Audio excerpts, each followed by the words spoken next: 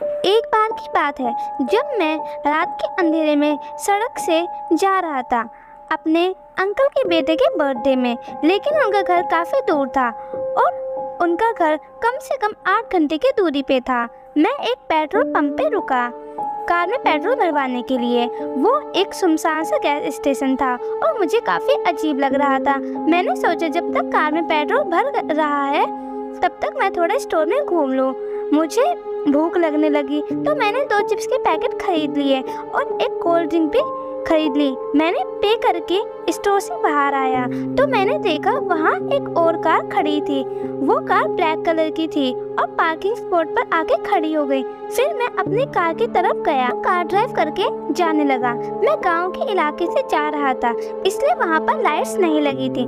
कुछ देर बाद मैंने जब मिरर में देखा तो मुझे पता चला कि वही ब्लैक कार मेरा पीछा कर रही है। मैंने उस पर ध्यान देना बंद कर दिया और ड्राइव करता रहा। तभी वो आदमी मेरी कार के आगे आ गया और मेरा ध्यान भटकाने की कोशिश करने लगा। मैंने अपनी कार तेजी से भगाई ताकि उस एरिया से जल्दी बाहर निकल जाऊं।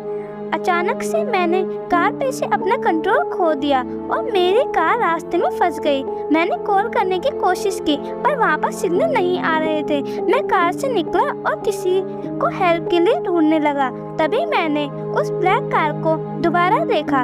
इस बार ड्राइवर कार से निकला। जब मैंने उसकी तरफ देखा मेरे हाथ पैर जैसे जम चुके थे। काले घने लंबे बाल थे और अजीब सा जबड़ा था। ऐसा लग रहा था मानो जैसे किसी ने उसे पंच मारा हो। उसके पूरे फेस पे काफी सारे स्क्रैचेस थे और वो काफी पागल से लग रहा था। अचानक से वो मेरी तरफ बढ़ा और मेरी आर्म को काटने लगा। मैंने उससे पीछे छुड़ाने की बहुत कोशिश की पर वो मुझे जाने नहीं दे रहा था। उसने अचानक से चाकू निकाला और मुझे मारने की कोशिश करने लगा। मुझे लगा शायद ये मेरा आखिरी दिन है और तभी मैंने पुलिस के सायरन की आवाज़ सुनी। फिर उस आदमी ने उस चाकू को वापस अपने जेब में रख लिया और वहाँ से जंगल की तरफ भागने लगा। मैं पुलिस के पास गया और पुलिस को सारी बात बताई। पुलिस उस जंगल में ढूंढने गई और उसे पकड़कर गिरफ्तार कर लिया। बाद में पता चला कि वो पागल खाने से भागा हुआ एक आदमी था जो 1 हफ्ते पहले ही वहाँ नर्स की कार चोरी करके ले गया था। उन पुलिस वालों ने मुझे सिटी तक ड्रॉप कर दिया।